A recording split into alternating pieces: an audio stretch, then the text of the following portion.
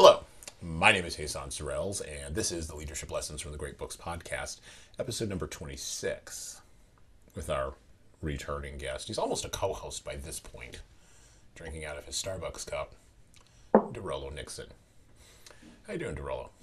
Great. How are you doing, Hassan? See, he's to the point where he just waves, and it's like two bald black guys, so this is going to be good. You're going to like this today. So, what we've got today, I think, will rouse the spirits of any independent-minded person, or maybe not so independent-minded person, or leader in the United States of America, and potentially globally, for we are going to be reading today from the august founding document upon which the nation-state of the United States rests, the Declaration of Independence by Thomas Jefferson. And I'm going to put et al. There's a few other guys there who also added some thoughts, but he is credited with doing a lot of the writing. And so from the Declaration of Independence. On July 2nd, 1776, Congress voted to dissolve the connection between this country and Great Britain, declaring the United Colonies of North America to be free and independent states. In Congress, July 4th, 1776, the unanimous declaration of the 13 United States of America. When in the course of human events it becomes necessary for one people to dissolve the political bonds which have connected them with another, and to assume among the powers of earth the separate and equal station to which the laws of nature and of nature's God entitle them, a decent respect to the opinions of mankind requires that they should declare the causes which compel them to the separation. We hold these truths to be self-evident, that all men are created equal, and that they are endowed by their Creator with certain unalienable rights, and that among these are life, liberty, and the pursuit of happiness. That to secure these rights, governments are instituted among men, deriving their just powers from the consent of the governed.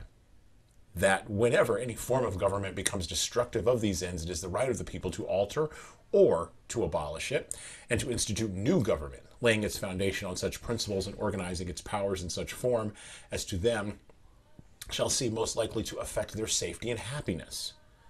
Prudence indeed will dictate that governments long established should not be changed for light and transient causes, and accordingly all experience hath shown that mankind are more disposed to suffer, while evils are sufferable, than to right themselves by abolishing the forms to which they are accustomed.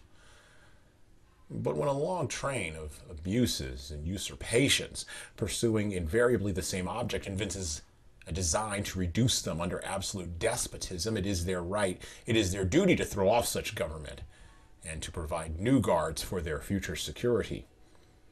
Such has been the patient sufferance of these colonies, and such is now the necessity which constrains them to alter their former systems of government.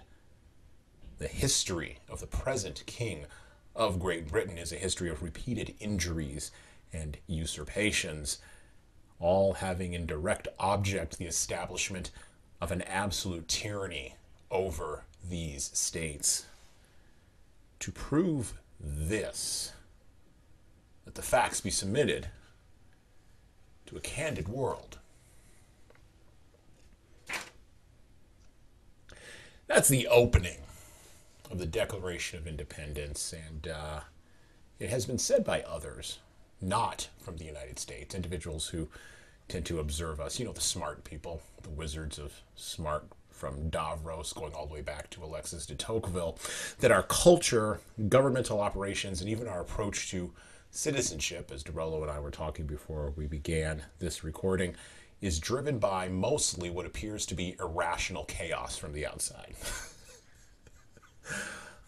Most recently, matter of fact, I was thinking about this before I came on the podcast, before I started to think about this today. The Canadian author, speaker, and podcaster, and noted clinical psychologist Dr. Jordan Peterson said this recently. He was asked about where the Americans are going to end up, and of course he's a Canadian, which if you talk to most Canadians, they don't want the massive chaotic driven house party that is in their basement to come north. But he did say this, and I quote, he said, "Never bet against the Americans, man. They look like a chaotic, screaming mess down there, but eventually they make the right decision, and then they act. Never, ever bet against the Americans." Most recently, interestingly enough, to maybe put an exclamation point on his own point, Dr. Peterson moved himself and his family from Canada to Tennessee. Well, we'll take you, Jordan. Yes, we will. We'll be happy to have you. The Declaration of Independence and the U.S. Constitution have survived almost 250 years of good times, bad times, and even these mediocre and serious times. And the language of the Declaration, if not the system set up by the Constitution as well, has inspired revolutionaries, writers, and even leaders. As a matter of fact, the Declaration has been copied more often and is probably the most well-known declarative statement, "We hold these truths to be self-evident," ever written in the English language. I take that idea from the Fred W. Smith National Library for the Study of George Washington at Mount Vernon, which we will quote extensively from when we talk about the author, Thomas Jefferson, here in just a moment. But we are going to read today and talk today about the Declaration of Independence and what leaders can learn from its language and even from the process of how it was put together from, our good friend here and barrister of some note, which is why he's here today, Dorollo Nixon. Yeah, I thought it was because I'm bald. It brings the two poles, north and south, the symmetry. That's right. Same barber in different cities. Exactly.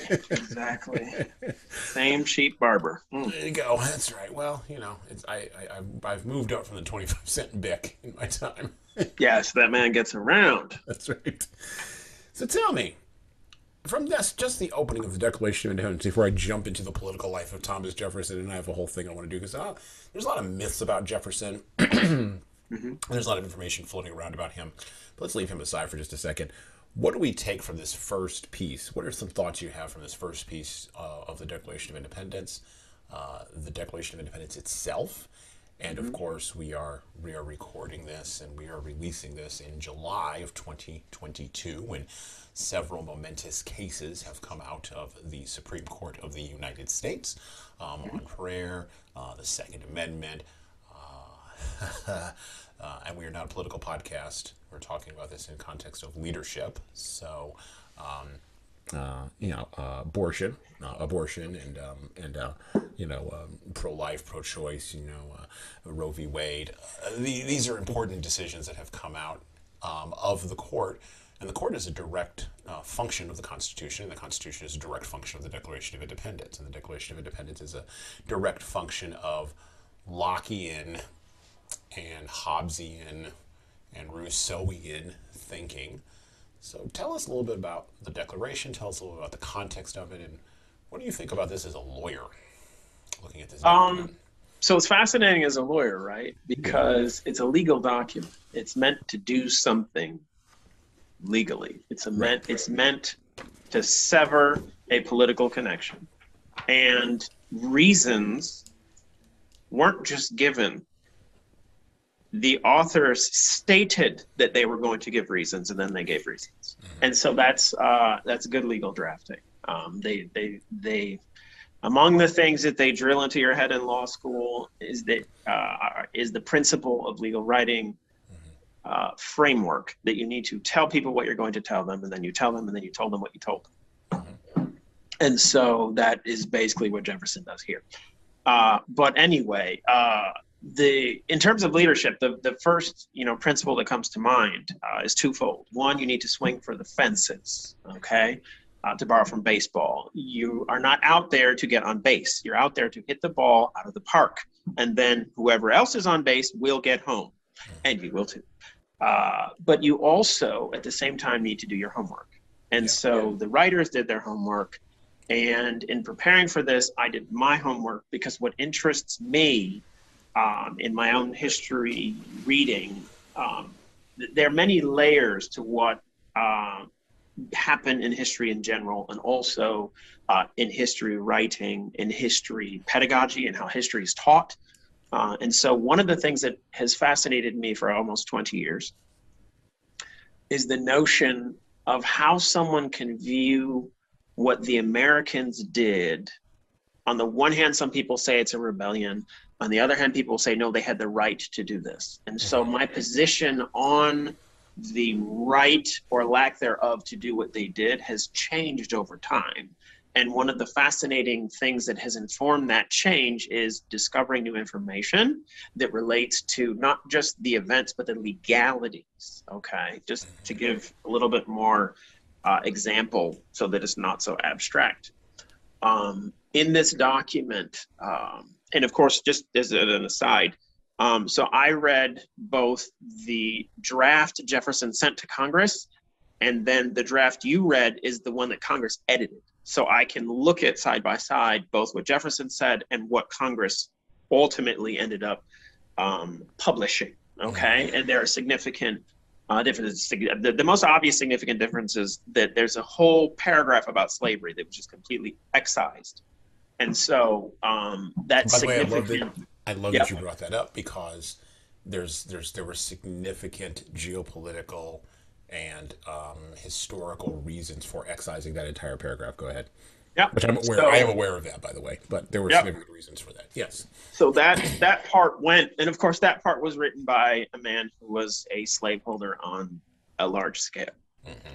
He didn't just have a few people chained in the closet. And of course, I'm not trying to be mean to them, to some of whom are my own ancestors. I'm not trying to be mean to them. Mm-hmm. It's just the scale that he was operating on was not that. It was large scale. Anyway, one of the distinctions that need to be made between a country, a colony, and a kingdom, between a sovereign, meaning a king or a crown, and then sovereignty itself, between a sovereign and a legislature and a state. In these discussions that we're going to have, and in the discussions that went into the drafting of the Declaration of Independence, these terms didn't all have the same meaning. And one of the fascinating pieces of the analysis is, once you learn these distinctions, it can become clearer both what the Americans' grievance was and then the British response that ultimately, unfortunately, working together, or perhaps fortunately, depends on your perspective, ended up leading to this document and the severing of ties between peoples who were largely kindred and who largely shared a great deal, and a great deal more than they didn't share. So I've heard this comparison that, well, maybe not comparison, the analogy, and 250 years later, we are in the midst of the geopolitical unwinding. I'm convinced we are in the midst of the geopolitical unwinding of globalization. And that has multiple factors in it. There's multiple different outcomes as a result of that. But one of the potential outcomes is that England, oddly enough, will come home. And as the writer Peter Zehan has written, for America, it'll be kind of like you rebelled as a teenager, you moved out, you grew up. Now you're in your middle age, and Grandpa wants to move in and live in the attic.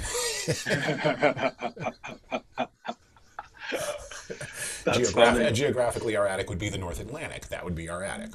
And the analogy works with Brexit and everything going on currently with Great Britain and their inability to kind of figure out Brexit, but they will be forced to make some of those conclusions, or forced to come to some of those conclusions because of the nature of France reasserting itself on the continent, which will happen which is already happening actually, in light of the EU being rejiggered for a whole variety of reasons to really serve the continentals and not serve the English. But I sense the English working class already suspected this long before the French even did, or their own elites. With that being Certainly said, before their own elites. Yeah. yeah. With that being said, the Declaration of Independence comes within a context, right? And so the context of the time is Americans had been on, well, not Americans, English-speaking peoples, let's frame it that way, had been on the continent of North America for at least 100 and close to 120 years in one form or another by the time this really began to really kick in. If you read the historian Paul Johnson, Americans were taller, they were heavier, they ate better food. Which is why they were taller and heavier. They were taller and heavier. They had more kids than the English did. They also had the advantage of geography, where they weren't quite sure. I mean, Thomas Jefferson, his greatest probably achievement other than the Declaration of Independence was signing on to the Louisiana Purchase at, what was it, 20 cents an acre, and literally fumbling around looking for the quill saying, where do I sign for this? Really, like, why did you just say this yesterday? Yes, we will take it. You didn't even have to think about that, right? It doubled the size of the United States literally with a pen stroke, right? And again, mightier than the sword. Well, and putting this in the context of geopolitics as well, helping Napoleon, which, by the way, Thomas Jefferson was in favor of the French Revolution and believed we should be more in that direction. We're going to read the Federalist Papers also here with Dorollo coming up this month. There's going to be a lot of Dorollo on the podcast this month, folks, so just settle back and get some coffee. But we're going to read the Federalist Papers and the Anti-Federalist Papers. And Hamilton, Madison, and Jay, the writers of the Federalist Papers, were opposed by Jefferson. As a matter of fact, we'll read about this in his biography in just a second. He thought they were basically scurrilous fools, in essence. I mean, if you think that the political rhetoric going on now in the United States is a problem, it was nothing. We're very polite, actually, right now, in comparison to what came before. So I'm building all of this in to say that I guess if you're going to go for it as a leader, you might as well, like you said, swing for the fences. Yes. You might as well define the terms. But then you have to have clear writing. Mm-hmm.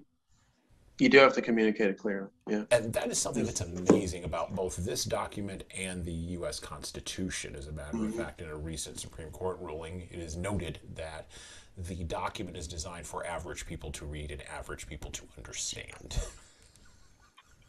Oh, that is funny. And not to find penumbrances of other things in the document. Okay. Yes, it's the opposite of the IRS code. That is literally designed to create an entire industry called accountants. Right. And it does. It does. Don't try to make sense of, 2,000, however many pages. Don't. Right. My legal advice as a New York licensed attorney is don't. Hire an accountant. Don't. Just hire an accountant. And that advice comes to you with the stamp of approval from HSCT Publishing. And free of charge. Free of charge. Free legal advice. Normally to be suspected, but that's basically, the leadership principle of knowing when to defer to wiser heads. Yeah. This is an area of specialization, and you're not going to have it. Most people won't. And if you insist on trying to get it or insist on that you have it, as long as CPA is found after your last name, I'm okay. You probably do, but everybody else, nope. NOPE, period. Well, even some of those CPAs you got to watch out for. Some celebrities have found that out. Wow. In recent past. Anyway, so what do we... I guess my other question before I jump into Thomas Jefferson here. I said in the opening there that never been against America. And you read the Declaration of Independence, and you realize that these guys are throwing down a gauntlet early. Mm-hmm. They're saying something revolutionary, not in the way that Rousseau or his boys were in France at the time, and not in the way that the British would much later with the, well, not much later, but a little bit later with the ending of the transatlantic slave trade, over which King George III saw, which we'll talk about that in a little bit, which led to the rise of the Industrial Revolution, which was the British Revolution in essence that occurred in the 19th century. They're laying down a different kind of gauntlet here. What kind of gauntlet were the Americans laying down by in essence, composing this declaration and then shipping it around and having everybody look at it? What were they daring the English to do, really? Come and take it. Malone LaBey, right? Come and take it. Right. Yep. Hey, we're free. You can come and try to take it away, you know?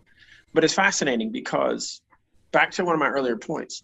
So you're correct, and it is a challenge to the British, but most specifically, it was a challenge to Parliament and His Majesty's government in Parliament to do what English law did not allow them to do, and that they claimed a pretension to be able to do, namely to tax the American colonists.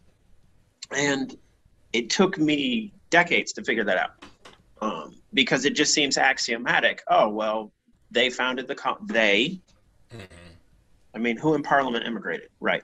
Right. They founded the colonies, right? Right. They're the government of the country. So, of course, they can say, well, you have to pay these taxes. And then you start, learning in the history reading, and then, of course, in legal studies that, oh, okay, that's not really how it worked. That at a minimum, since 1215, when a bunch of rebellious barons, go figure, forced King John to give his assent to Magna Carta. I was going to mention the Magna Carta here, yeah. Yes. And here, I have a copy in here. I have Sources of English Constitutional History, Volume 1, Revised Edition. Don't remember when it was published, but the main thing is in Magna Carta. A couple of things I want to bring up. One, King John gave his royal assent to a document that limited his ability to force his people, regardless of where they were living, but to force his people to pay taxes without their consent. And one of the disturbing things when you first hear it is if you Google it or you go to England or wherever, there are very few clauses in Magna Carta that are still valid in terms of the law and in terms of the British Constitution today. That normally sounds disturbing. And then when you start doing the digging, you find out, oh, well, maybe it's because our life ways have grown and changed. So very many of the provisions aren't relevant. Right, okay. And so, for example, in the West, I believe it is rare to come across examples of women giving dowries when they marry. So there are provisions in there that talk about how her dowry is supposed to be restored. That's just generally not relevant today. There's a principle in there that women have property rights, and that women have property rights that need to be vindicated quickly upon the death, a married woman upon the death of her husband. There's an actual principle in there, which, in my opinion, is much better vindicated today than it was then. But that shows you that, these ideas were there. But one of the provisions that's still valid is number 14, and that's the one, clause 14, that reads this way, quote, and in order to have the common council of the kingdom for assessing aid, you gotta love politicians, right? You're talking about taxes. Why don't you say levying a tax? No. Assessing aid. Oh, you mean forcing us to pay taxes. Assessing aid other than in the 3 cases aforesaid, which I won't mention, or for assessing scutage. We will cause the archbishops, bishops, abbots, earls, and greater barons to be summoned by our letters individually.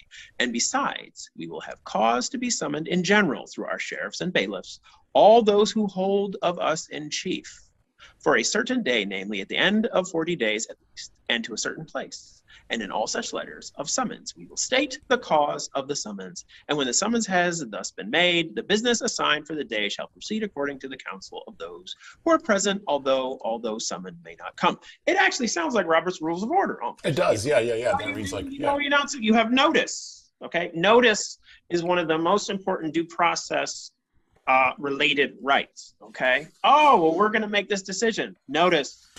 Individual, as you notice, King John agreed to. Individual notice, okay? A certain amount of days, at least 40. Then a certain place, not we're meeting in Edinburgh and it's really in London. No. A certain place. And this document actually preceded by about 50 years the regular holding of Parliament on the island of Great Britain. That started in about 1265, and in 1215 is when Magna Carta was signed. So that's one of the rights that Englishmen had, and that the majority of Americans had in a very narrow way of looking at it.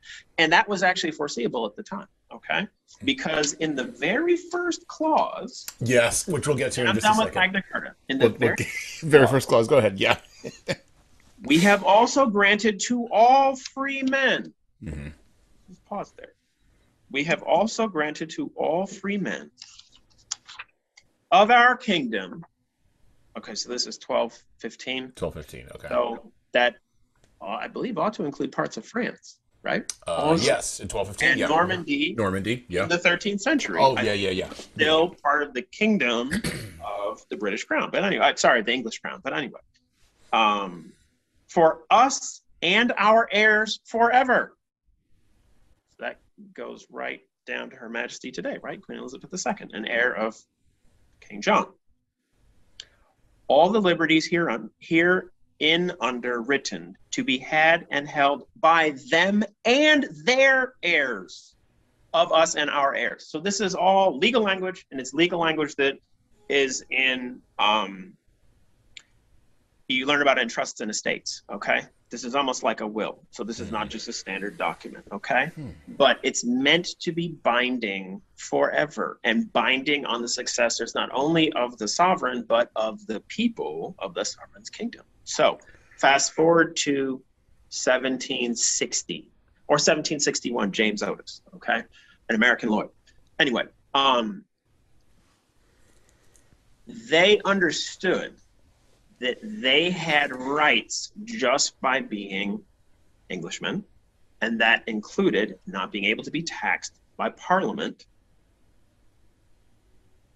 because they didn't elect anyone to go to Parliament.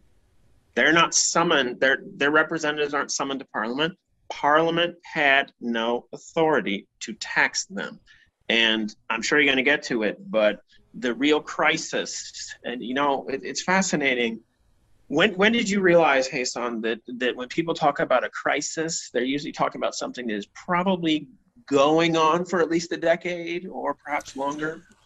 Oh, yeah. I mean, you realize that. Good Lord. I mean, gosh. I mean, when you first start studying history really closely, like so one of the things that, and I want to talk about hierarchies and documents because there's a psychological thing going on here too, which is interesting for leaders to note. And it's a nested psychological thing.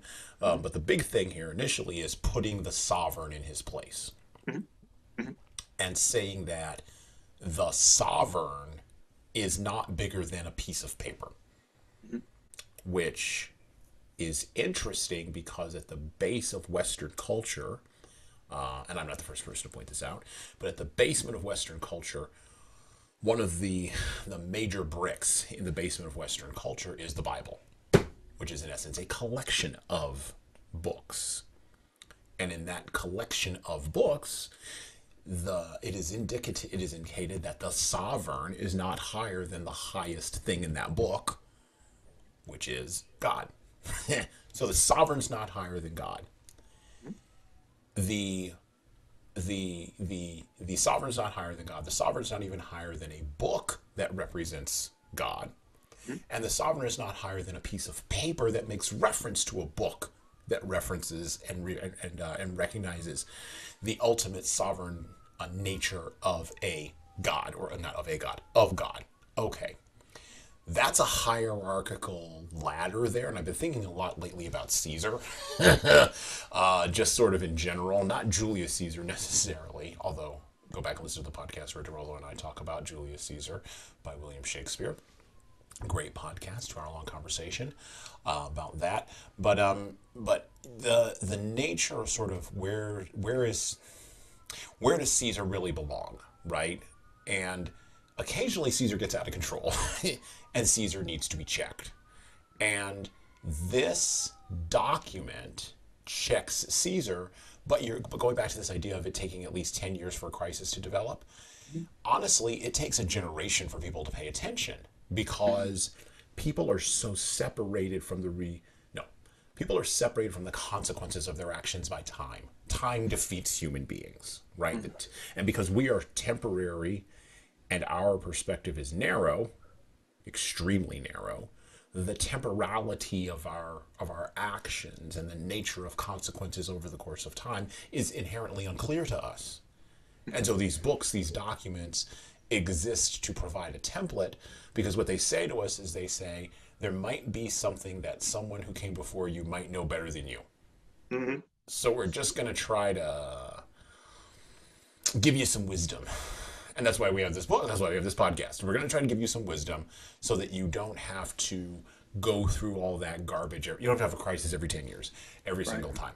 And so, yes, the Declaration of Independence didn't just pop up. Like, there were things that were going on fundamentally in the world that these men, and yes, they were educated men, sorry, ladies, these educated men did know was going on.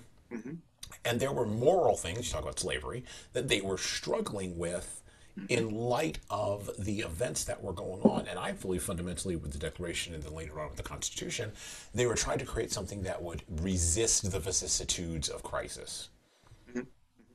And that's it would really last the ages. Yes, right. that's really hard to do. The ages. Yeah. And to make it a piece of paper, that's a bold assertion. Mm-hmm.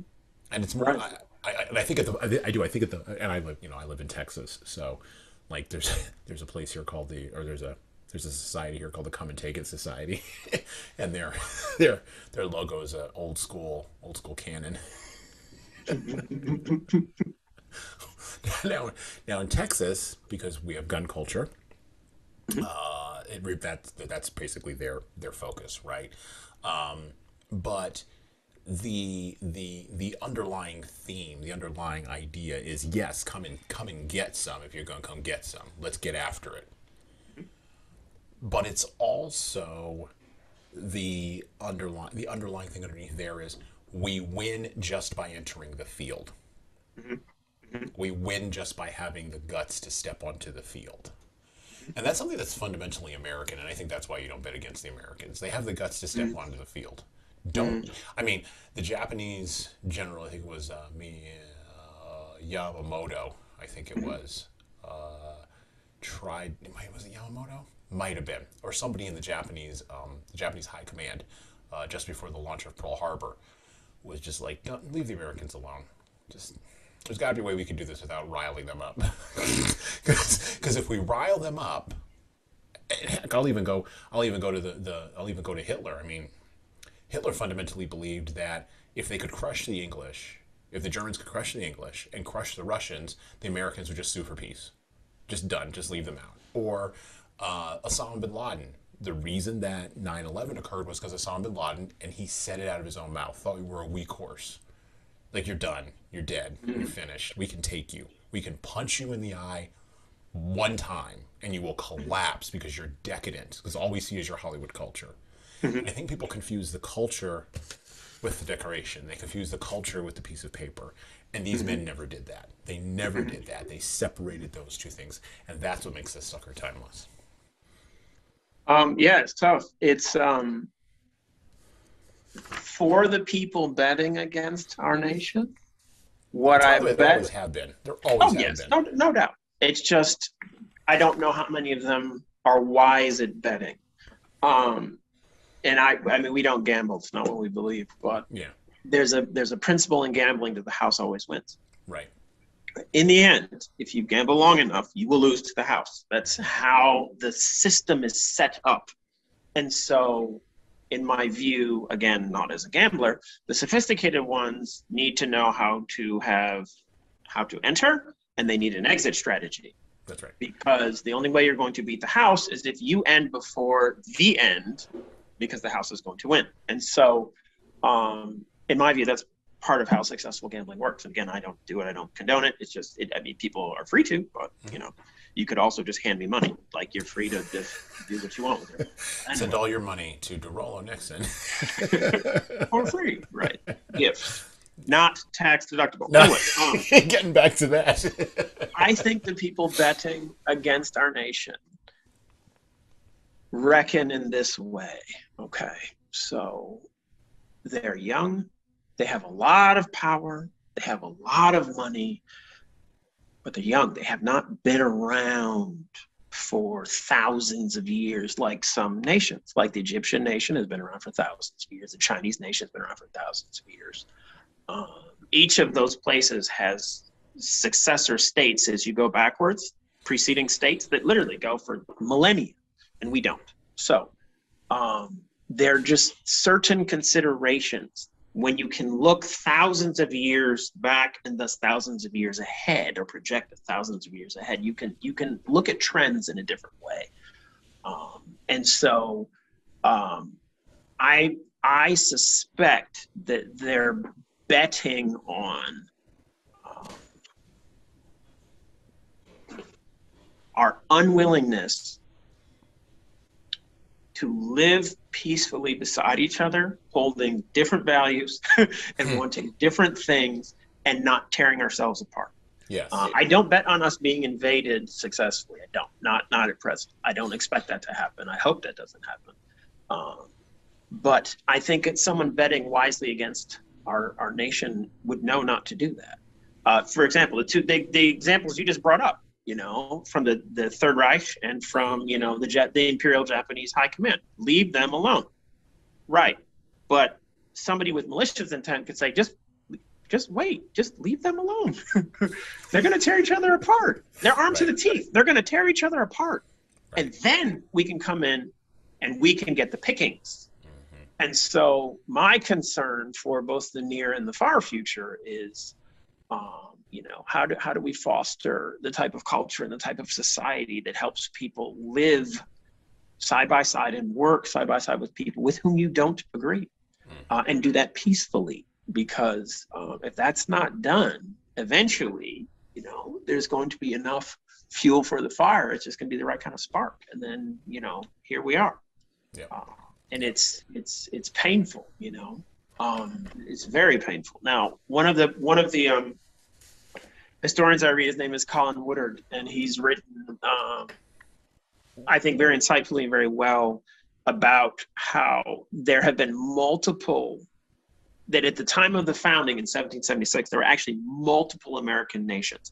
And not this, 13 colonies, 13 nations. No, 13 colonies, 13 states, but not 13 nations. And so in his view, there's about 4. There's a man with a French name who thought they're either 9 or 13. He's written a book that I still haven't been able to get a hold of cheaply. I saw a copy for like $80 or something crazy on Amazon. I was going to pay it. But there's something to this notion of founding nations within, what became the United States of America that I think is highly relevant. And it's highly relevant in terms of the Declaration of Independence because, as we've touched on, life, liberty, and the pursuit of happiness. But what do those words mean? Within, according to Woodard, these 4 founding cultures. Now his is broader. I'm sorry. Within, what's his name? David Hackett Fisher. It's another historian. He wrote a book called Albion Seed that Woodard drew on. Anyway, in Albion Seed, there were 4 founding British, in quotation mark, cultures in what became the United States of America. They had 4 different ideas about liberty. Okay. New England's idea about liberty was not the same as the Northern Mid-Atlantic's idea about liberty. It was not the same as the Tidewater, that's the Southern elite's idea of liberty, which was not the same idea as Andrew Jackson's backcountry idea of liberty. I've heard of this theory. Liberty. Yeah, I've heard of this theory before. Yeah. Okay, I've heard of this. Yes. And to me, that's like one pole. And on the other pole, if you read the parliamentary debates and in some correspondence of British parliamentarians in the 1760s and the 1770s, they didn't just appreciate the irony of a bunch of slaveholding Southerners screaming about liberty. They spoke about it. Right. They debated about it. And so they could see, you have a problem because you're claiming we're denying your liberty that you're denying to Negroes. Right. So what is the deal, Right. And so what's cool about that, that's the other end of the pole for me. these Yeah. unifying notions that say, yeah, you may have four ideas, but at heart, I think we can collapse some of these walls and get to some kernel of an idea of what liberty actually is. And of course, we fought a war with that, and that produced a, quote, new birth of freedom, close quote, from somebody who referred to this document, the Declaration of Independence, in that speech. That's right. Because it's that important. So, yes. Well, speaking of the document, let's look a little bit. Let's turn a little bit of a corner here, and let's look a little bit at the political life of the writer of the Declaration of Independence, or at least the guy who has his name slapped all over it. Yep. Thomas Jefferson. No, a lot has been said about Thomas Jefferson. A lot has been said about Thomas Jefferson, although interestingly enough, well, I'll point out something after I read this. So let me read from Mary Stockwell, Dr. Mary Stockwell, from the Fred W. Smith National Library for the Study of George Washington at Mount Vernon, the source document where we got both our version of the Declaration of Independence from. And there's several other versions, by the way. I would encourage you to visit their website. Great website, Mount Vernon.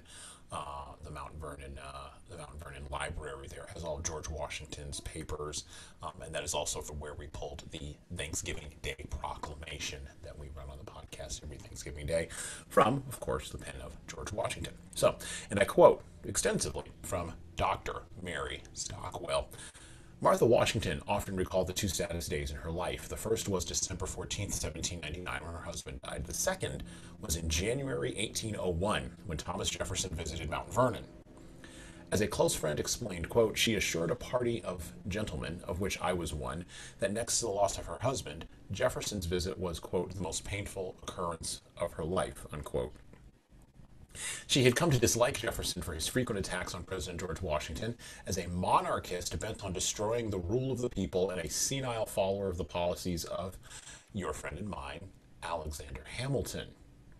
Jefferson even refused to attend memorial services for the president, saying in private that the quote-unquote Republican spirit in the nation might revive now that Washington was dead and the Federalists could no longer hide behind his heroic image. Such animosity had not always existed between the two men. Instead, they were once friends with much in common. Born in 1743, Jefferson, like Washington, was a tall redhead. No, not say anything on that. From the middling planter class. After attending William and Mary, studying law, look at that, he served in the House of Burgesses. He, too, raised his status by marrying a wealthy widow, Martha Wales Skelton. By the way, pause here. Leaders marry well. Unpause. Jefferson considered himself a farmer and spent his life improving his plantations, especially Monticello, just as Washington cared for Mount Vernon. But it was his devotion to the cause of the American Revolution that Jefferson most resembled Washington. As a member of the Continental Congress, Jefferson was recognized for his brilliant writing, expressed most clearly in the Declaration of Independence. He later served in Virginia's Assembly, where he ended primogeniture, entail, and established religion, and then later became governor. Back in the Confederation Congress, he helped draft legislation that opened the West for settlement. In 1784, he was appointed ambassador to France, which a guy like that wanted to go to France. He longed for it. He lusted for it. He needed to go in his heart. Jefferson returned to the United States in November 1789 to serve as Washington's Secretary of State. His troubles with the Secretary of the Treasury, Alexander Hamilton, began almost immediately. Pause once more. Literally from the jump, these guys were at each other's throats. Like literally from the jump. They could not, as my grandmother would say, tolerate the cut of each other's jib. Back to Dr. Mary Stockwell. He questioned Hamilton's plan for funding and considered the Bank of the United States unconstitutional. Mm-hmm. Interesting. As the French Revolution grew more violent, Jefferson continued to support an alliance with France against Hamilton, who favored closer ties with Great Britain. He even came to believe that Hamilton and his Federalists were bent on restoring a monarchy in the United States and that Washington had fallen completely under their spell. In 1793, Jefferson resigned from Washington's cabinet, soon the leader of the Democratic Republican Party. He He became vice president in 1796 and president in 1801.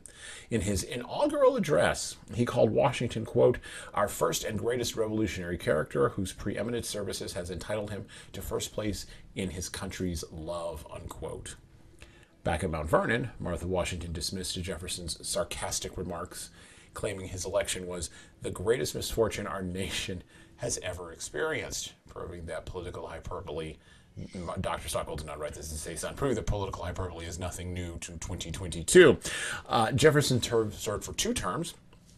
Back to Mary Stockwell, served for 2 terms, with the 1803 Louisiana Purchase being his greatest accomplishment, as we already mentioned, before retiring to Virginia, where he died in 1826.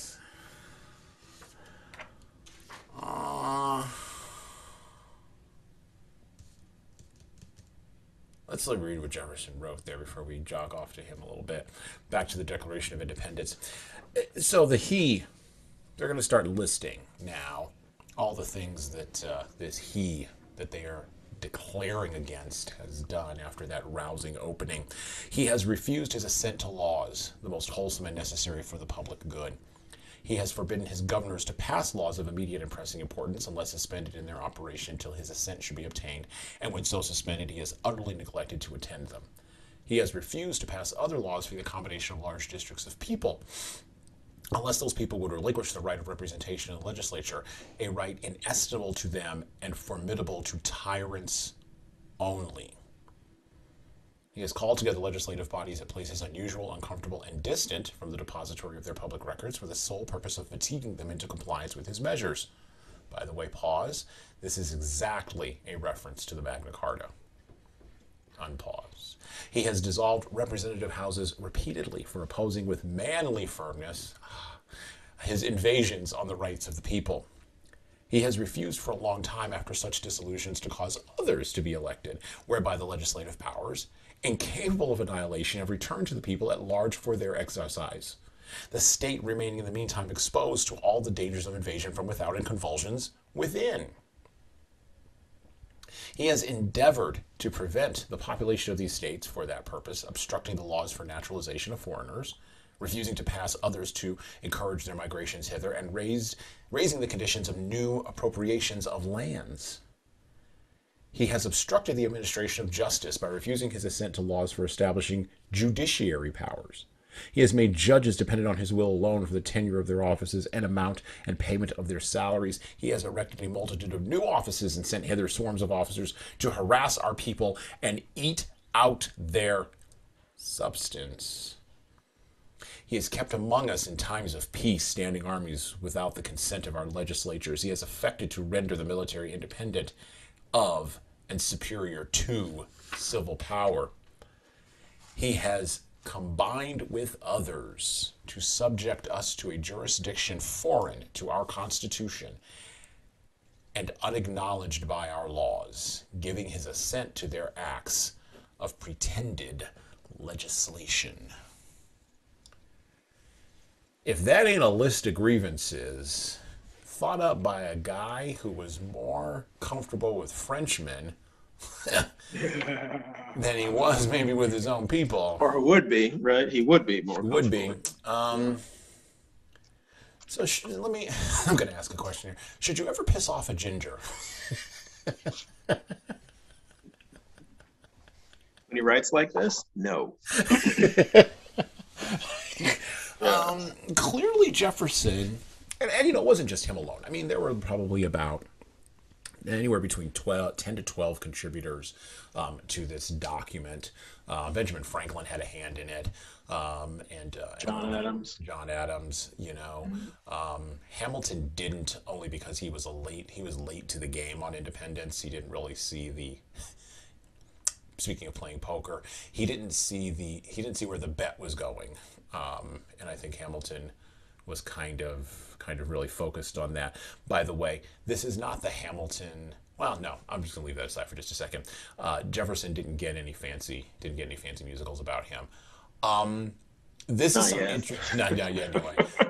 He gets documentaries and biopics and DNA research and other things that are actually completely fascinating. But yeah, Right. but no music, But no no musicals. sexy musical, No sexy musicals for Thomas Jefferson, which I don't know how he would feel about that. I think he would probably be like, you know what, that figures. Y'all got suckered by Hamilton again. He would be furious He would be at furious. Hamilton's He would popularity. be. He would be. He would be absolutely undone. And then he'd also be irritable that everybody was like digging into him. He was like, I don't have time for this. Stop it. What is this Twitter thing of which you speak? Right. That's Anyhow, awesome. this is a list of grievances it goes back to the Magna Carta for sure. Like there's clear legal precedent for each one of these grievances, and they are specifically laid out. Let me ask you a challenge question. Is this enough to overthrow a government? Is this enough to say we must dissolve these bonds? Because there's nothing in here about like he's taking us away and cutting our heads off. So like, isn't there a negotiation? Couldn't a deal have been done with these guys? Potentially. I mean, I think there's a couple of things to mention.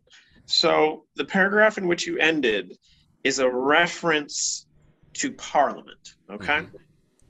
Because when he's talking about a jurisdiction foreign to our constitutions and unacknowledged by our laws, it is a highly specific reference to how the individual colonies were founded, their royal charters, which were legal documents that did not subject them to parliamentary jurisdiction.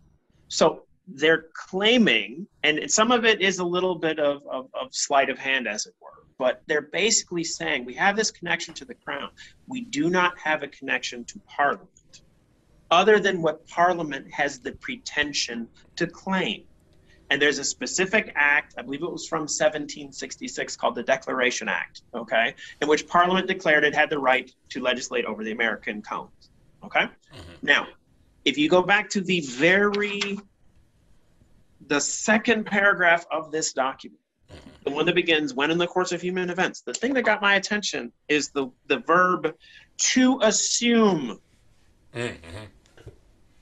And there's a way of interpreting that to mean, so we're just going to take up that type of assumption. I mean the assumption the way we use it today, to assume. It's a pretension, okay? Right. Sovereignty is an assumption, not a certainty. It's an assumption. So, when in the course of human events it becomes necessary for one people to dissolve the political bands which have connected them with another and to assume, he's talking about assuming powers. It's a risk. It's a throw of the dice. It's an assumption. And if you look at how he speaks of, for example, in this paragraph, quote, it's how many paragraphs later? 1, 2, 3, 4 paragraphs later. The right of representation in the legislature, a right inestimable to them and formidable to tyrants only. That is in contrast to the assumption, okay? He does not speak of sovereignty the way he speaks of that right of representation. The cardinal right in their minds was the right of representation. Which gets back to the in a legislature, which alone had the right to tax. Taxation without representation is tyranny. This is what. So wait a minute. This is I'm going to ask the question that any 8th grader worth their salt right now would ask. So Professor Dorollo, Teacher Dorollo, why didn't King George just give him a parliament? Now, that's a very good question. And so there's a few things to look at before answering it. Partly to give me time to think. Just ship a few guys over and give them a parliament. Partly to give me time to think. Yeah. What I learned recently is that the Declaration Act had a precedent, and the precedent was an act that related to Ireland, which at the time was just a dominion, like America was a dominion. Ireland also had a parliament that was separate from the parliament that sat in Westminster, which is in Great Britain, in London, okay? Ireland had its own parliament at the time, okay? What you're basically asking is, why don't you treat the Americans the way you treated the Irish and just give them their own parliament? Yeah. It's a very, very good question. Solves all the problems. I mean, many of well, them. you don't have to run them down like you did the Scots. That's correct. Just give them their own parliament. Or, well, staying with Ireland itself, that wasn't sufficient to stop the agitation. And one of the main reasons was that the bulk of the people in Ireland, and I say this as, you know, as a Black and Irish American, but the bulk of the people on that island were Catholic. And there were penal laws in place that prevented their enfranchisement, and not just the vote, but literally in social discourse and normal social life, okay? They were made enemies in their own country. And so the reason, that injustice was the reason that this agitation, literally, even up till today, right? There's still a situation there today, but the primary, in my view, one of the primary injustices was the sectarian divide and completely disenfranchising one whole religion and enfranchising another. But anyway, in America, which gets to the Constitution of Congress shall make no law respecting an establishment of religion, nor denying the free expression thereof. Ding, ding, ding, ding, ding. Even if that recognition by the legislature or by the Congress, such as that were, is of a religion which claims to not be a religion, but has all of these psychological, moral, and even emotional aspects of religion. Mm-hmm. Interesting. Yeah. Okay, So we're going to talk about that. We're going to talk about more with the Constitution. You can leave that aside for just a minute. So the American colonists were Englishmen, as it were. Now, there were countless Scots, Irishmen, Germans, Dutch, Swedes, a million Africans. And then beyond the frontiers of the nation, you can't see me doing air quotes because it's not that's not audibly recordable. But anyway, so I have to state them. So you can't see me doing air quotes. So, quote, beyond the frontiers of the nation, close quote, you then had, you know, however many hundreds of thousands of Native Americans, of American Aboriginals, of tribes with their own names and their own histories doing their own thing on land they had been on for, some of them, for millennia. But anyway, anyway, the viewpoint was very different, okay? America was not a country that had been militarily conquered by an English army, okay? It had been settled voluntarily, privately funded in several waves, and it was full of, quote, Englishmen, close quote, who had rights that I referred to and read to from Magna Carta. And there were certain things that the sovereign, King George III, couldn't do. And so, do I think it would have solved the problem? I don't know. Because at the end of the day, what was the actual problem that needed to be solved? Now, Edmund Burke, that eminent 18th century intellectual, that brilliant light in the Georgian firmament, okay, and that an Irish Briton, I don't know how else to describe him, but anyway, he talked about some of these issues. And one of the things that he argued in Parliament between 1766 and 1774 was the notion that if you just leave the Americans alone and don't tax them, they're not going to continue this rebellious agitation.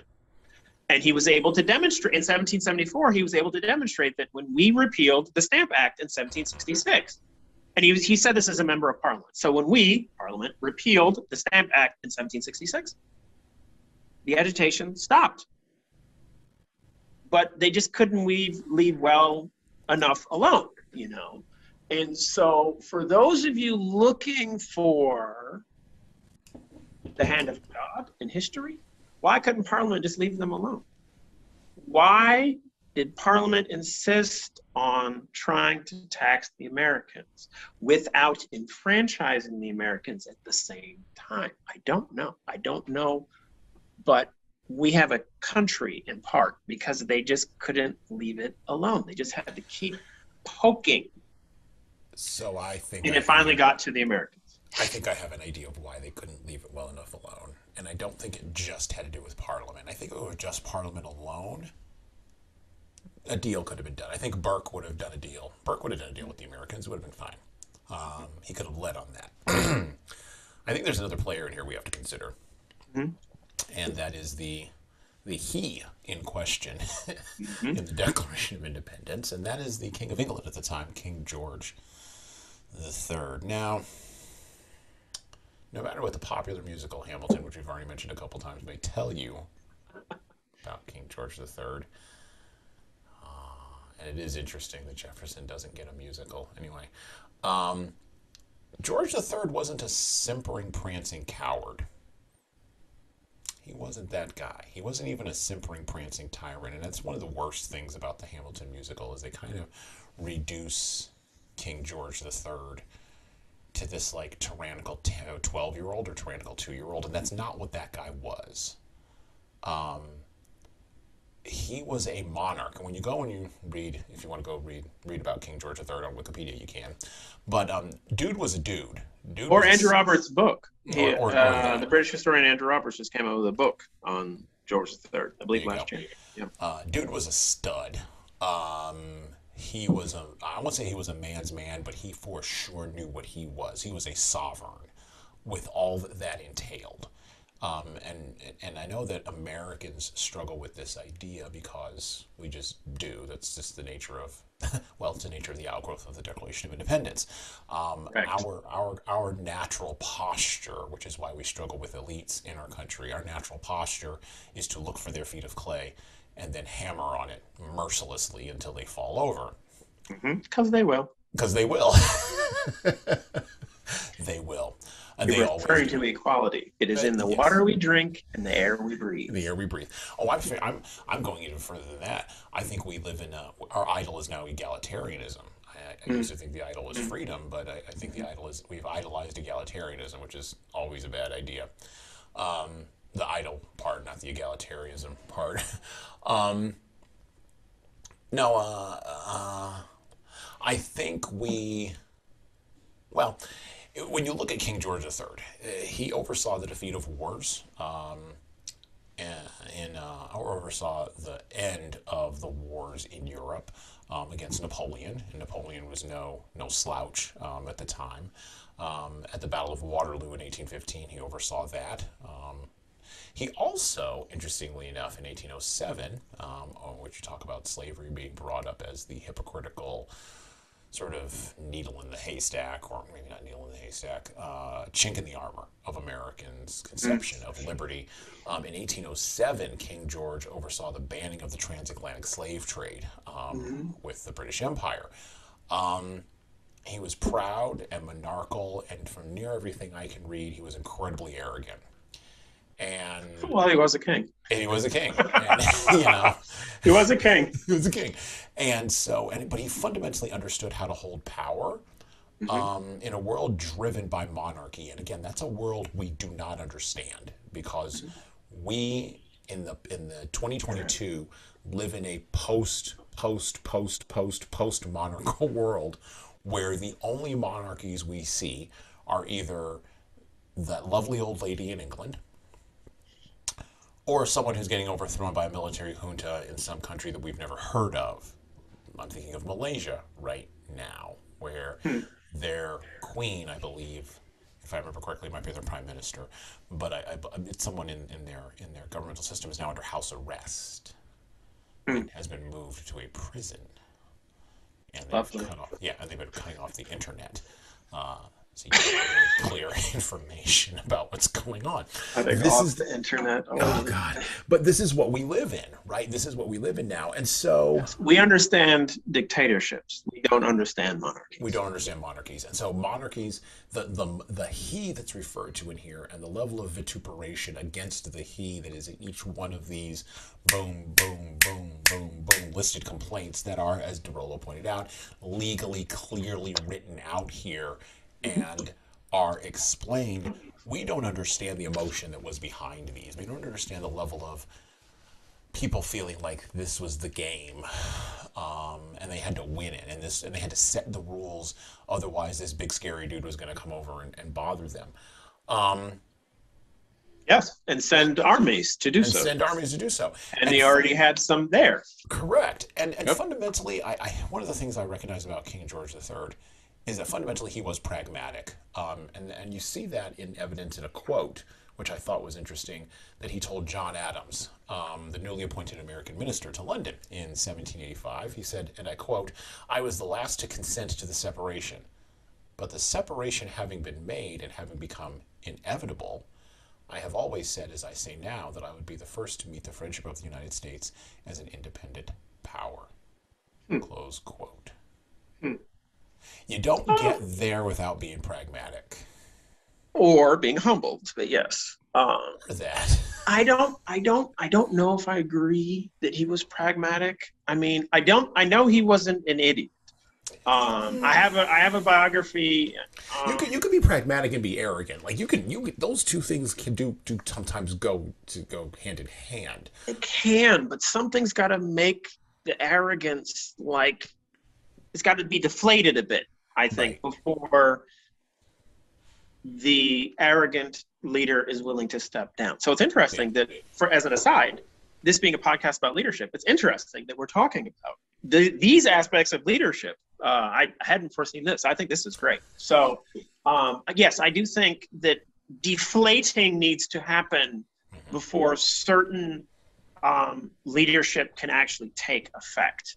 For whatever reason, the one that comes to mind is François Premier, Francis I, François Premier of France, évidemment. He was young, virile, with his army, super excited, fighting in Italy, got captured, was made prisoner for some amount of time, had to be ransomed out of jail. Okay, the real accomplishments of that man were all after that. They were all after that, other than the fact that he came to the throne. So he was able to defeat, I think the guy was his uncle or second cousin or whatever, Louis the 11th, okay, who tried to get a young girl pregnant, whom he married, one of these things to try to forestall the arrival of Francois. Right, okay, that didn't work. So Francois is in there. The real impact he had on France, and it was lasting, was after that horrendous experience, okay, and humiliation, okay. And so I'm wondering if George III's comments, even that early in 1785, because I mean the Treaty of Paris was signed in 1783, so this is 2 years later, and admittedly to an ambassador, right? And so to an official representative. So how much of this was just diplomatic language? I don't know. I know they used those things and still use that type of discourse, right? Even down to however many Russian ambassadors currently being called into chambers by the president of Lithuania. That was the last one I heard about. That was last week, I believe. Anyway, and so I'm wondering. Let me assume, for the sake of the argument, that he meant what he said. Sure. I think that may actually reflect a little bit of humility that he gained. I mean, he was a very popular sovereign, He had many virtues as a private citizen, but he wasn't even a citizen, let alone a private individual. He's actually responsible, in my view, in a very oblique way. He is highly responsible for the lady referred to, who currently sits on the throne on the other side of the Atlantic, being there. Namely, the use of family and popularity to reinforce British monarchical power. He's the one who started that. One wife, no mistresses, 16 kids. He started that. He started that. You know, the firm with that whole George III started that. And so it's ironic in my mind. It's ironic and painfully, but I guess it depends on perspective. I guess I say it painfully because I don't like seeing effective leaders fall. I don't like seeing them stumble. I don't like seeing them poorly served. And that was also something that he was. But as you point out, he was very much in control and very much wielded power in ways that we don't understand unless we look at a monarchy as a dignified dictatorship where there was some kind of connection with the people that went in the mystical department or whatever. Right. You know? That's the best way I've heard the monarchy described. It's so in in critics of the United States who look at our country, they do not understand how the president of the country is also the leader of the party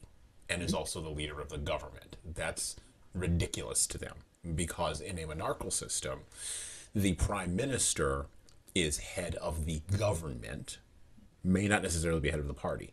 Those two things are mutually exclusive. Then you have a head of a party in a political system who may or may not be the prime minister. Again, mutually exclusive. And then you have the nature of power and character in the position of sovereign of the nation state embodied in a separate person over there. Because their big piece of critical feedback to the American system is it is too much for one person to carry. And actually, I agree. That's why it's only a 4-year term. That's number one. Number two, that's why you only get 2 bites at the apple. Pace Richard Nixon. You only get 2 bites at the apple. That's number two. And number three, that's why we only have 2 parties in this country and not a parliament. Many people are frustrated, particularly many people now are frustrated with the 2-party system. They think that it's a bunch of nonsense and we should move towards. It's in America's DNA. It's completely right. And right. And I'm not going to get. And then we should have 3rd parties and 4th parties and all this other kind of stuff. Well, they're free to try, and it's worked. It's just all they do is supplant the second party. That's all they ever do. Correct. Right. The very first party was created by the author of this document. That's right, the Republican Democrat Party. The Democratic Republicans, the very first political party in America. And it remains there, okay? All the others, except the Republican Party, all the others have gone defunct. The Federalists went defunct, the Whigs went defunct, Free Soil defunct, and then eventually, of course, then moot, right? Mm-hmm. But defunct. And of course, in the early 1850s, that there, you know, the Whigs who remained, and then some Free Soilers and others were able to come together to form what remains the second political party in America, namely the GOP. But anyway, right? It's just, but from the beginning, you know, it's basically been 2 parties, but embodying 2 separate principles. Okay, one, the principle of equality. That is the strength of, and again, this is not a political podcast, says this politician and lawyer, but anyway, they embody that. That's the strength of the Democratic Party. Anybody can show up. There's no issue about you showing up. And then the other political party always embodies either an idea or a cause or a policy shift that is fundamental enough literally to go to war over. And so the other party is always going to be a minority party. Even when it successfully wins multiple presidential elections, can hold the majority in Congress, it's still a minority party because you can't just show up. You're sharing at a minimum one or a set of ideas, and that's why you decide to show up. Well, and it's interesting because I've studied parliamentary systems, I'm incredibly fascinated by the dysfunction of parliamentary systems. It's just fascinating to me. The miracle that anything gets done. Oh my God, that anything let happens alone at all. successfully for 800 years straight. But yeah. Well, they're only trying to do like two things once every 100 years. So I No, guess, like, I mean, that's fine. That's fine. 757 years straight.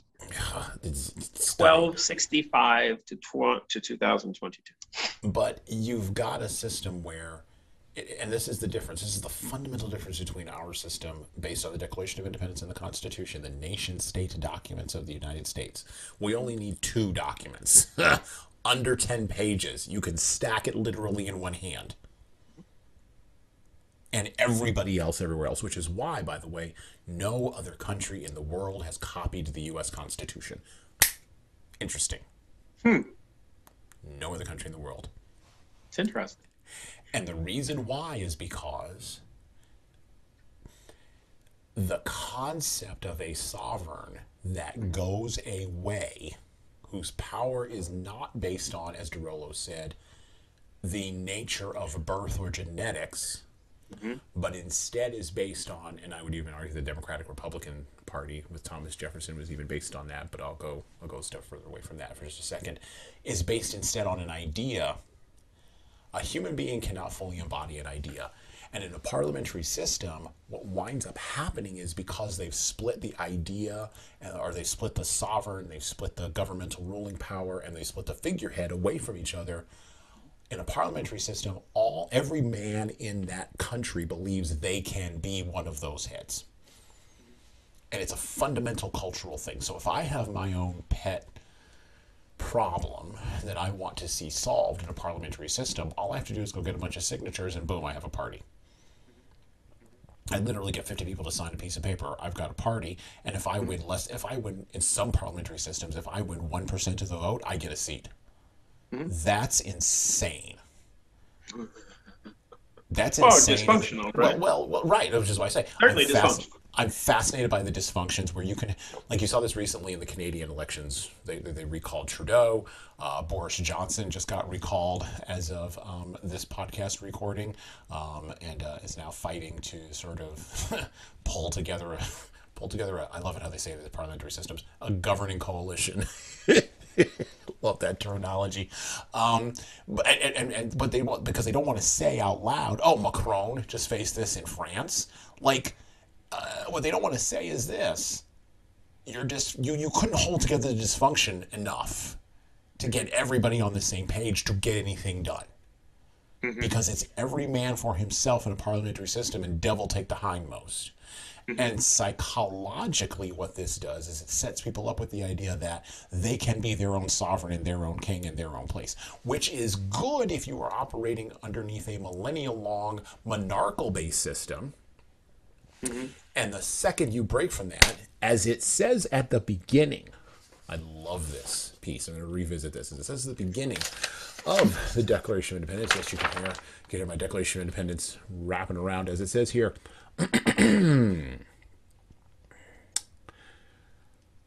And accordingly, all experience hath shown that mankind are more disposed to suffer while evils are sufferable than to right themselves by abolishing the forms to which they are accustomed. Part of suffering is inserting myself into the suffering. That's what you see in parliamentary systems. I will be the person that will fix the suffering. I can do that.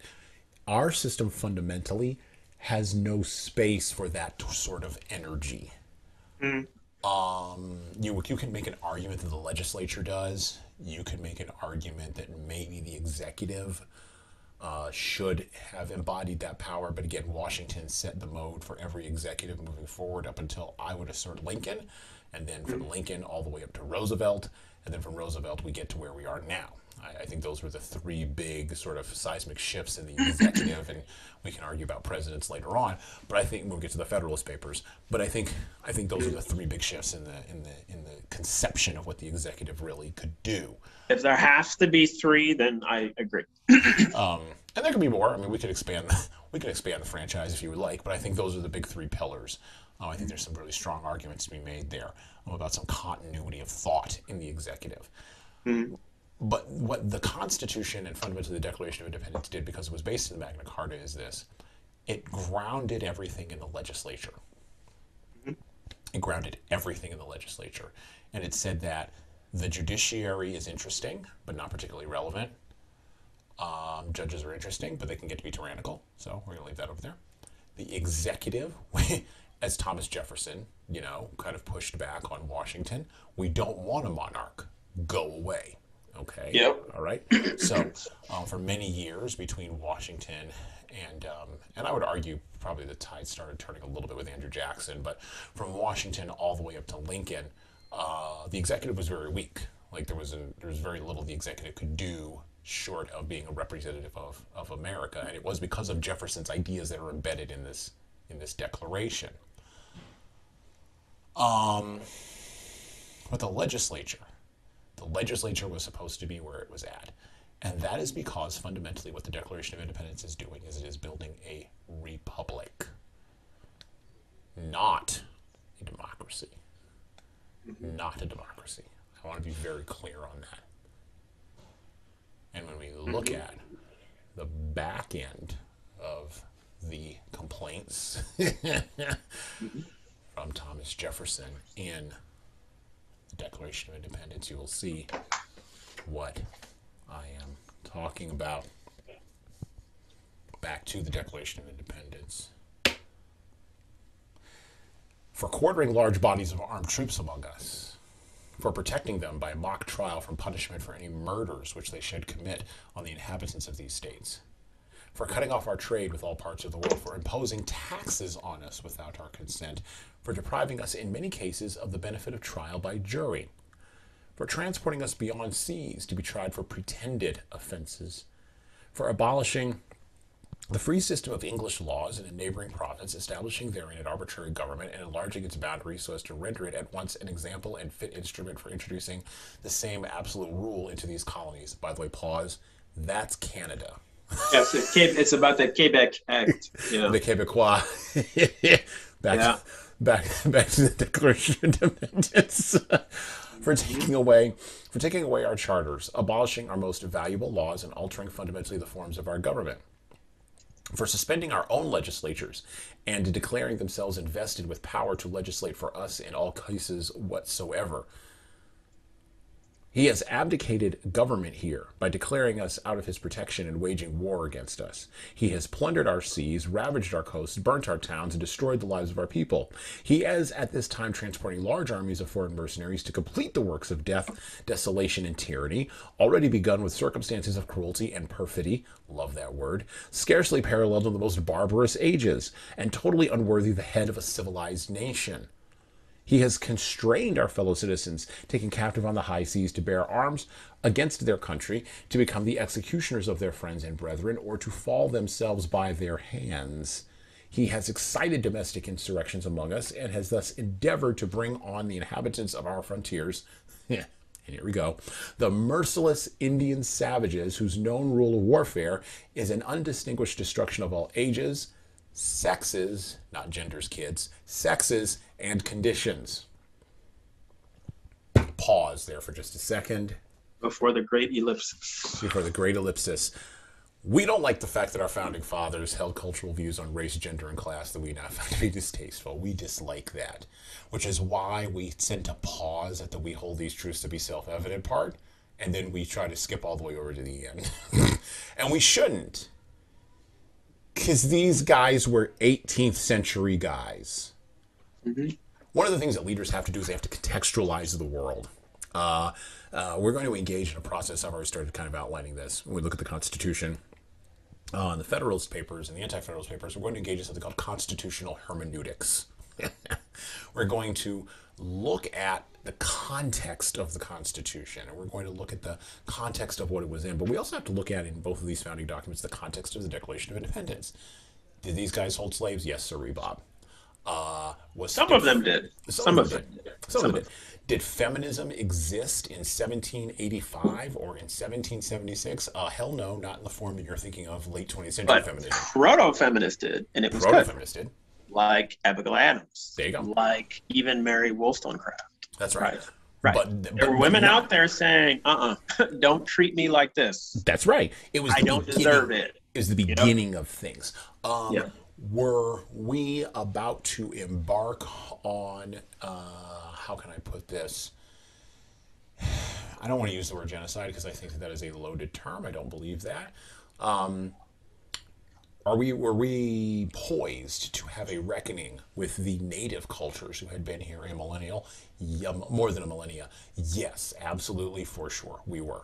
And there always is that when there is a clash of civilizations, such on this continent, such as it were on every other continent where there was colonialization.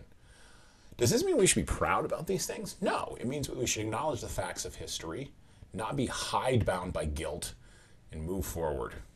Anyway. Or just sever the whole thing and move forward, learning nothing and thus being vulnerable to making the same mistakes over again. Well, and yeah, it's tough. It's tough. Well, this is a document against tyranny, fundamentally. And yes. So how do we define tyranny? You're right. And if I can touch on that for a moment. Yes, the framework of this document is Whiggish, okay? And we mentioned Whigs before as an American political party, but the actual Whigs, the real Whigs, the English Whigs, okay?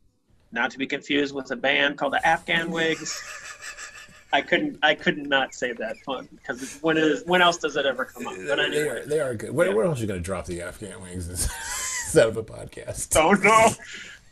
Except the podcast about leadership, based on the great books. So and or great documents, because this of course wasn't a book, as you pointed out. Excuse me. So the English Whigs, that was a reference to the party or connection that had one central idea. They opposed one thing.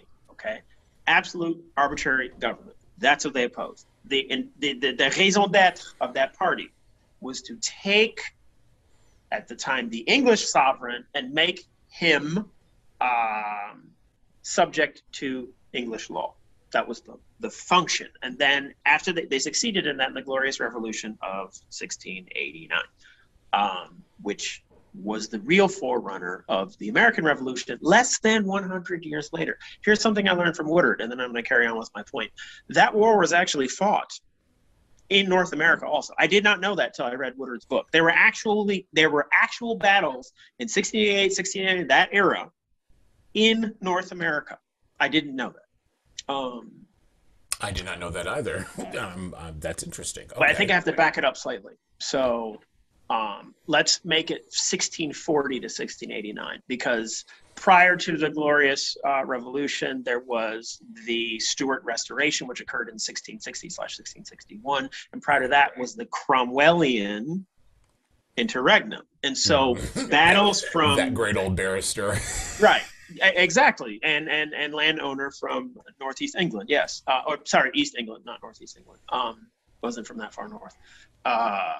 Yes. So from 1640, let's say, to 1689, there were battles fought in North America that relate to the principles that ultimately the Whigs espoused, and ultimately they succeeded, right? So the very first principle, I would say, is the opposition to absolute arbitrary government. The second is parliamentary supremacy. Okay. And so this document is Whiggish, hence the very first right you hear them talking about. Okay. Afterlife, liberty, and the pursuit of happiness, which to some people are ideals, but they're certainly abstract. The first concrete right they're talking about is the right to representation in the legislature, who alone get to make the laws. And so that's Whiggish in its framing. Okay. And so absolutely, that's what they're about. It's certainly not our current way of thinking about the framework, our current way of thinking about governance bears almost no reference to that, and there's reasons for that some of them are judicial and legal, unfortunately. And the reason I say unfortunately is because they're mistakes, they're problems in the law and in adjudication that lead to that. And so one of the fundamental ones, can we pause? Yeah. Okay, good, because somebody's knocking. So I got to see what the issue is. 3, 2, 1, go. Ding. Yes. The current framework, though, or I guess the way we think about governance, I think has just been so jerked out of line. But, you know, where lawyers and people who make laws are actually responsible.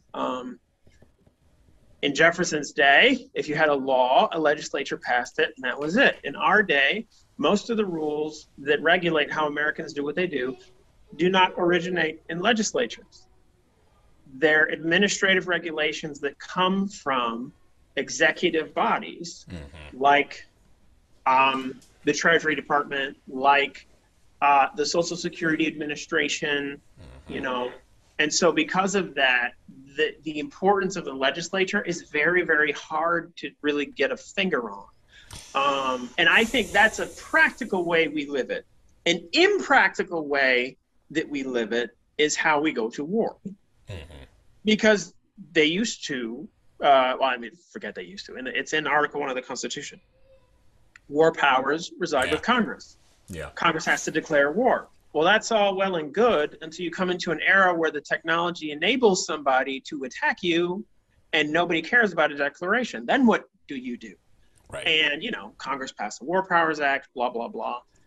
Where we are today, though, is I don't think very many Americans challenge the notion of whoever the sitting president is, he or she may go to war or just start bombing somebody, and we're going to find out about it afterwards. Like, I mean, I don't think most Americans would contest that. Here's what's even more disturbing than that, because that should be disturbing, because our Republican small r framework of government is not set up that way. How about the bombings that go on and there's no notice, there's no discussion, like whatever the heck is happening in Yemen and just stuff we don't hear about? You mean drone strikes on people? Right. I mean, in Star Wars land, you got the Clone Wars, and it's just like, who got involved? Don't know, because were they people? I don't know, you know? And so they can play around with the metaphors for that. But one of the applications I see is like, well, who even knows about the drone wars? I mean, what is there one going on right now? Sure. But where? For sure. Oh yeah. But they're not wars. You have to realize this is why people get irritated with lawyers, because of euphemisms of language. They're not wars, they're police actions. Yeah, in Jefferson's day there wasn't even a police force. Hence, by the way, why we miss some of the, well, I mean, there's people in Texas who probably don't, and in Arizona there's certain people who don't, but miss the whole weight and the import of, you know, quartering soldiers and having them, right. There was no police force, but it didn't mean that crime wasn't dealt with. Right. You know, and I'm not saying that I'm advocating for returning to that type of system, you know, ironically or not. Sir Robert Peel, who would become British Prime Minister I think about 70 years after when we're talking about.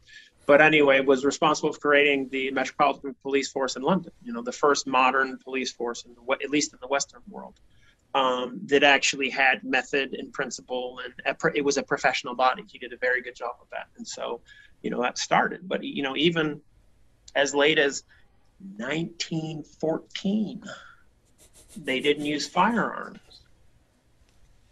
And it worked somehow. Somehow. Back to the Declaration. Let's close here as we're getting to the end of our time together with Dorollo. I want to thank you for coming on the podcast. Of course. Talking about the Declaration of Independence.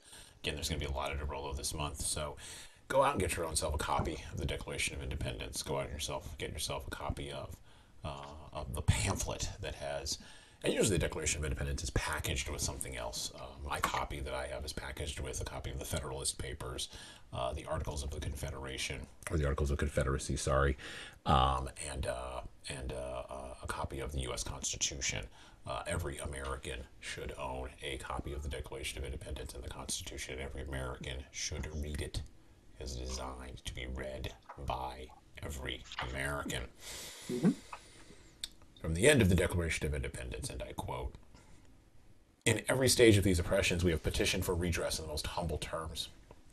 Our repeated petitions have been answered only by repeated injury. A prince, whose character is thus marked by every act which might define a tyrant, is unfit to be the ruler of a free people. Nor have we been wanting in our attentions to our British brethren. We have warned them from time to time of attempts by their legislature to extend an unwarrantable jurisdiction over us. We have reminded them of the circumstances of our emigration and settlement here. We have appealed to their native justice and magnanimity, and we have conjured them by the ties of our common kindred to disavow these usurpations, which would inevitably interrupt our connections and correspondence. They too have been deaf to the voice of justice and consanguinity. Lovely word there. We must therefore acquiesce in the necessity which denounces our separation, and hold them as we hold the rest of mankind, enemies in war, in peace, friends. We therefore, the representatives of the United States of America, in General Congress, assembled, appealing to the Supreme Judge of the world for the rectitude of our intentions, do, in the name and by the authority of the good people of these colonies, solemnly publish and declare that these united colonies are, and of right ought to be, free and independent states, and that they are absolved from all allegiance to the British Crown, and that all political connection between them and the state of Great Britain is and ought to be totally dissolved, and that as free and independent states, they have full power to levy war, conclude peace, contract alliances, establish commerce, and to do all the other acts and things which independent states may of right do. And for the support of this declaration, with firm reliance on the protection of divine providence, we mutually pledge to each other's our lives, our fortune, and our sacred honor. Mm-hmm. And they weren't kidding either. Nope. If you want to know more, like I said, about staying on the path, get yourself a copy of the Constitution, get yourself a copy of the Declaration of Independence, read this document, and embed its words on your mind and heart. Dorollo, with the last 30 seconds we've got together, what would you like to leave the people with as we close? Freedom has principles, and this document is one of the best at articulating what many of them are. Leaders have clear vision, have clear writing to back it up, and then have the courage to go out and act. I want to thank Dorollo for coming on the Leadership Lessons for the Great Books podcast today. It's always a pleasure to hear him and to talk with him, and look for more of him this month. Thank you. And look for more of him this month as we talk about the Federalist Papers, the Anti-Federalist Papers, and of course the big boy, the U.S. Constitution. Till then, my name is Hassan Sorrells. And well, if you liked that video, you should check out more by subscribing to the Leadership Lessons from the Great Books podcast playlist here on the HSCT Publishing YouTube channel. You can also get a copy of my third book, 12 Rules for Leaders, The Foundation for Intentional Leadership, co-written with Bradley Madigan. Check that out on Amazon, Barnes & Noble, and everywhere where you get ebooks today. And thanks.